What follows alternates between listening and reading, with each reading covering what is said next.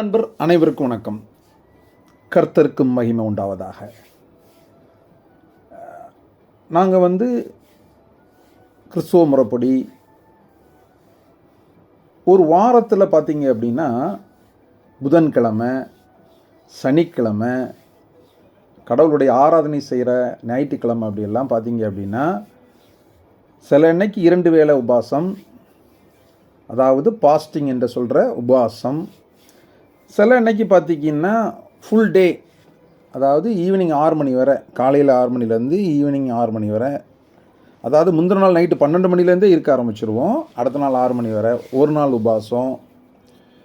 சில நேரங்களில் சில நோயாளியினுடைய நோயில் தீர்க்கிறதுக்காக 3 நாள் உபவாசம். சில பொருத்தனை பண்ணியிருப்போம் சில விஷயங்களுக்காக, அதுக்காக 7 நாள் உபவாசம்.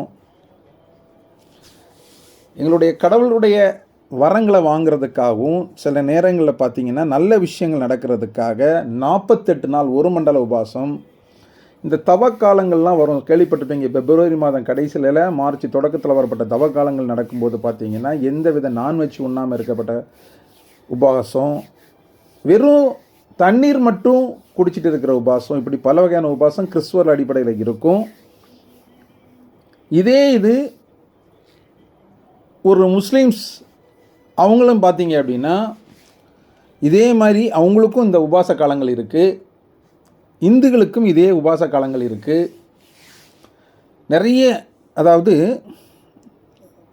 நிறைய சாமிகளை கும்பிட்றவங்க, அது இந்துக்களாக இருக்கட்டும், கிறிஸ்துவர்களாக இருக்கட்டும், முஸ்லீமாக இருக்கட்டும், அவங்க தன்னுடைய சாமிகிட்டேருந்து நிறைய பலன்கள் கிடைப்பதற்காக விரதம் அப்படிங்கிற அடிப்படையில் இருக்கப்பட்ட அந்த உபவாசம், பாஸ்டிங்கை தான் நம்ம பற்றி பேச போகிறோம். இப்போது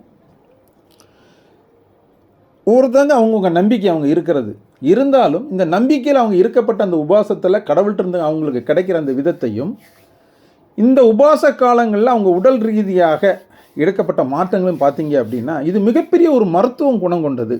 இதை ஏன் பண்டைய காலத்தில் இப்படிலாம் வச்சாங்க, கடவுளை சென்றடைகிறதுக்கு? அதாவது என்னன்னு கேட்டிங்க அப்படின்னா, கடவுள் படைப்பில் படைத்த இந்த மனித உடலை, கடவுள் தந்த இந்த பொக்கிஷத்தை நம்ம பேணி காத்து எந்தவித இந்த உடம்புல பழுதடையாமல், உடம்புல உறுப்புகள் எதுவும் சேதமடையாமல், நோய்வாய்ப்படாமல், இதை நம்ம கடைசி வரைக்கும் பாதுகாத்து கொள்ளணும் அப்படிங்கிறதுக்காக தான் இறைவன் நமக்கு இந்த உடம்பை தந்து அதுக்குள்ளே அவருடைய ஆவியை ஊற்றி உயிரை தந்து அதை பேணி காக்கிறதுக்கான ஒரு பெட்டகம் தான் நம்மளுடைய உடல்.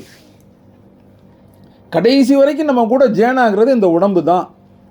இந்த உடம்பில் தான் நம்ம வாழ முடியும். இந்த உடம்புக்குள்ளே தான் உயிர் இருக்குது. இந்த உயிர் வாழ்கிறதுக்கு தேவையான அந்த உடம்பை வெளிப்படையாக நிறைய பேர் பார்த்திங்கன்னா இந்த டிங்கரிங் வேலை பார்த்து பராமரிப்பாங்க.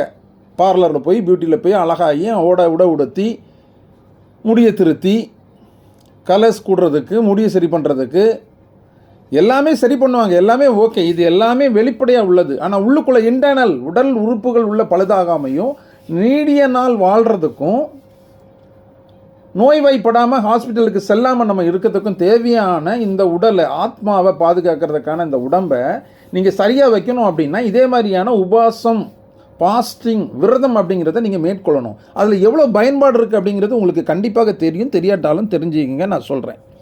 அதை நீங்கள் இனிமேல் ஃபாலோ பண்ணுங்கள். இது வரைக்கும் விரதம் இருக்காதவங்க இனி ஃபாலோ பண்ணுங்கள். நோன்பு இருக்காதவங்க, ஃபாஸ்டிங் இருக்காதவங்க, கண்டிப்பாக அந்தந்த மதத்தை சேர்ந்தவங்க அந்த கடவுள் மேலே நம்பிக்கை வச்சு நீங்கள் அதை கொஞ்சம் ஃபாலோ பண்ணீங்க அப்படின்னா உங்களுக்கு எல்லா விதத்துலையும் அது பயன்பாடாக இருக்கும்.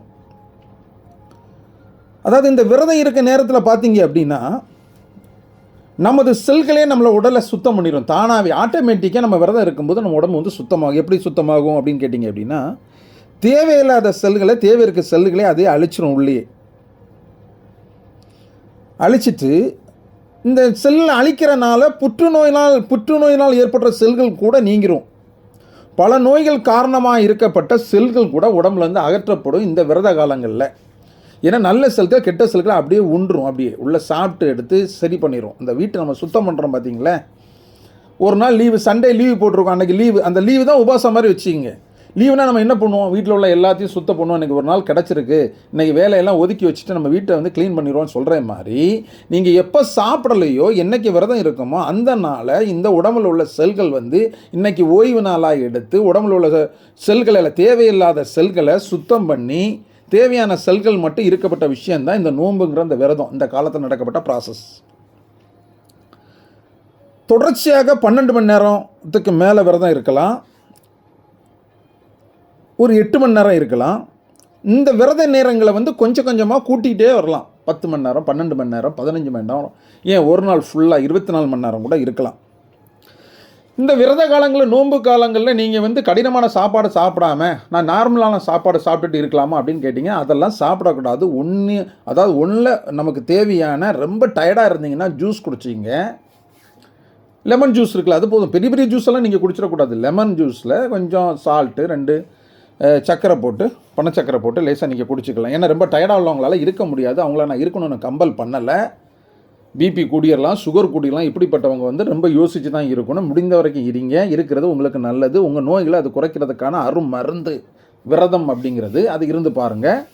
இந்த நேரங்களில் தண்ணீர் கண்டிப்பாக குடிக்கலாம். குடிச்சு பாருங்கள், உங்களுக்கு பிரயோஜனமாக இருக்கும். முடியாதவங்க ஒரு சின்ன சின்ன டீ கூட குடிச்சிங்க. ஆனால் கடினமான டிஃபன் சாப்பிட்டுட்டுலாம் நான் இருப்பேன் அப்படின்னா இருக்காதீங்க. நீங்கள் இருக்கப்பட்ட அந்த விரதம் வந்து அந்த அளவுக்கு உங்களுக்கு பயன்பாடு இல்லாமல் போயிடும். நம்ம இப்போ அடிக்கடி சாப்பிட்டுட்ருக்கோன்னு வச்சுங்க. அடிக்கடி சாப்பிட்டுட்டு இருக்கும்போது நம்ம உடம்பு வந்து என்ன பண்ணணும் அப்படின்னா, நம்ம சாப்பாடை சரி பண்ணுறதுக்காக, அதாவது ஜீரண சக்தி உருவாகிறதுக்காக உள்ள ப்ராசஸ் நடந்துக்கிட்டே இருக்கும். இந்த ப்ராசஸ் நடக்க நடக்க நமக்கு உடம்புல ஓய்வே இருக்காது. நீங்கள் எப்போவுமே வேலை பார்த்துட்டே இருந்தீங்கன்னா உங்கள் உடம்பு பழுதாயிரும் இல்லையா, டயர்டாயிரும் இல்லையா. இதே மாதிரி உள்ள அந்த செரிப்புத்தன்மையை கொள்ளப்பட்ட அந்த விஷயங்கள் வந்து நடக்காமல் போய் உங்களுக்கு டயர்டுகளை ஏற்படுத்தி உடம்புல உபாதைகள் அப்போ தான் வரும். நீங்கள் இப்போ சாப்பாடை நிப்பாட்டுறோம் அப்படின்னா அந்த நாள் வந்து அது வந்து வேலை நடக்காது. அதுக்கு ஓய்வு கொடுப்பீங்க. அது வேலை, அதனுடைய சுத்தம் செய்கிற வேலையை அது செய்துடும். சாப்பிடாமல் இருக்கும்போது உடம்புல உள்ள செல்லு என்ன வேலை செய்யும் அப்படின்னு கேட்டிங்கன்னா, நம்ம கொடுக்குற சாப்பாடை ஜீரணம் பண்ணுறதுக்கான வேலையை செய்யிட்டு இருக்க அந்த செல்லு இப்போ நம்ம சாப்பிடல அப்படிங்கும்போது அதை சுத்தம் பண்ணுறதுக்கான அதனுடைய சக்தி ஆற்றலை அது பயன்படுத்தும் ஆட்டோமேட்டிக்காக. சரிங்களா? உங்களுக்கு அது பயன்படுத்தும் போது உங்களுடைய உடம்பு வந்து ஆட்டோமேட்டிக்காக உங்களுக்கு சுத்தம் பண்ணுது. இந்த உடம்பில் பார்த்தீங்க அப்படின்னா, ஏற்கனவே உடலுக்குள்ளே பார்த்தீங்கன்னா தற்கொலை பைகள் என்று அழைக்கப்பட்ட லைசோசோம் என்ன செய்யும் அப்படின்னு கேட்டிங்கன்னா, தன்னைத்தானே அது மாய்த்து கொள்ளும். இந்த வேலையை செய்யும்போது பார்த்தீங்க அப்படின்னா, ஆக்சுவலாக இந்த உடலில் நீங்கள் சாப்பிடவே இல்லை அப்படி இருக்கும்போது தான் இந்த தற்கொலை செல்லுக்கு தன்னைத்தானே மாற்றி அந்த செல்லு அழியும் போது ஆட்டோமேட்டிக்காக உடம்புல ஒரு புத்துணர்ச்சி உங்களுக்கு வந்துடும். சரிங்களா? உங்களுக்கு ஏன் வந்து விலங்குகள் அதிக நாள் வாழுது, விலங்குகளுக்கு நோய் நொடிகள் ஏன் வரல, அந்த விலங்குகள் வந்து அங்கங்கே சுற்றிக்கிட்டு இருக்கு, இவங்களை யார் மருத்துவமனை பார்க்குறாங்க, அது வந்து சுத்தம் இல்லாத இடத்துல அலைகிறது, ஓடுது, எடுக்குது, எல்லாம் நீங்கள் பார்த்துருப்பீங்க. ஆனால் அதுக்கு மட்டும் நோய்கள் வந்த மாதிரியே தெரியாது. இவங்களெல்லாம் யார் கூட்டிகிட்டு போய் பார்க்குறாங்க?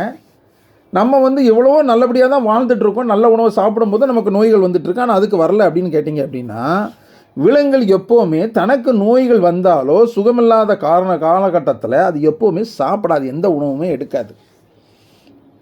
இதை நீங்கள் பார்த்துருப்பீங்களோ இல்லோ தெரியாது. அது பாட்டு படுத்து கிடக்கும். உங்கள் வீட்டில் நாய்கள் இருந்தால் தெரியும், விலங்குகள் இருந்தால் தெரியும். அது படுத்து கிடக்கு, சாப்பிடல. அதாவது நீங்கள் சாப்பாடு கொண்டு வைக்கிங்க, அது சாப்பிடலை அப்படின்னாலே அதுக்கு சுகம் இல்லை. ஒன்றுங்க நீங்கள் நினைப்பீங்க அது சுகம் இல்லாதனால தான் சாப்பிடலை அப்படின்னு நினைப்பீங்க. சாப்பிடாதனால தான் சுகம் இல்லாமல் இருக்குது. சாப்பிட்டா அது எந்திரிச்சு ஓடிடும், அதுக்கு தெம்பு இருக்கும், ரொம்ப சக்தி கிடச்சிரும், 2 நாளாக சாப்பிடாமல் இருப்பேன்னு இல்லை. அது தன்னுடைய உடம்பை வந்து ப்ராசஸ் பண்ணுது. சாப்பிடாமல் இருந்தால் அதனுடைய உடம்பு சரியாகும் அப்படிங்கிறது ஒரு விலங்குக்கு கண்டிப்பாக தெரியும். அதை செய்யிட்டு இருக்கு. மனிதராக பிறந்த நம்ம தான் பார்த்தீங்க அப்படின்னா, டாக்டர் சொல்லியிருப்பார் காய்ச்சல் டைமுங்க நீங்கள் கஞ்சி தான் குடிக்கணும், நீங்கள் பிரெட்டு தான் சாப்பிடணும், சாப்பிடாதீங்க, கடினமான உணவு எடுக்காதீங்க, நான்வெஜ் சாப்பிடாதீங்க, இப்படிலாம் நிறைய ப்ராசஸ் அவங்க சொன்னால் கூட நம்ம யாரும் அதை கடைப்பிடிக்கிறது இல்லை. ஏதோ மருத்துவர் வந்து அவருக்கு சொந்தமாக சொல்கிறாரு, அவருக்கு தேவைக்கு சொல்கிறார் நீங்கள் நினைப்பீங்க.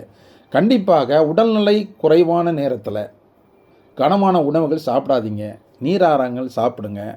முடிஞ்ச அளவுக்கு 2 நாள் 3 நாள், வாரத்துக்கு 1 நாள் 2 நாள் வந்து சாப்பிடாமல் இருந்து தன்னுடைய உடம்பை ப்ராசஸ் பண்ணுங்கள், பேணி காணுங்க. ஒவ்வொரு வாரத்துக்கு 1 நாள் எப்படி உங்களுக்கு விடுமுறைகள் வந்து அரசு உங்களுக்கு கொடுக்குதோ, உங்களுடைய உடல் உழைப்பை வந்து ஒரு வாரம் வாங்கிக்கிட்டு 1 நாள் ரெஸ்ட் கொடுத்தா மட்டும்தான் உங்களுக்கு வந்து அடுத்த நாள் வாரம் முதல் நாள் உங்களுக்கு வந்து தெம்பாக வேலை செய்ய முடியும் அப்படிங்கிறது அரசு தெரிஞ்சு இன்றைக்கி நேற்று இல்லை, மனிதர்களும் தோன்றின காலத்திலே இருந்தே நீங்கள் வந்து வாரத்துக்கு 1 நாள் கண்டிப்பாக இதே மாதிரி விஷயங்களை எடுத்து நீங்கள் பண்ணணும் அப்படின்னு அது நினைக்கிறாங்களோ அதை கண்டிப்பாக நீங்கள் அது பண்ணணும். நீங்களும் அதை பண்ணிட்டீங்க அப்படின்னா கண்டிப்பாக உங்கள் உடம்பு நல்ல முறையாக நல்லபடியாக வந்துடும். மேலும் மற்றொரு ஆடியோவில் உங்களை சந்திப்போம். அதுவரை விடைபெறுவது ஹெர்போக்கு நிறுவனத்துடைய மருத்துவர். நன்றி, வணக்கம்.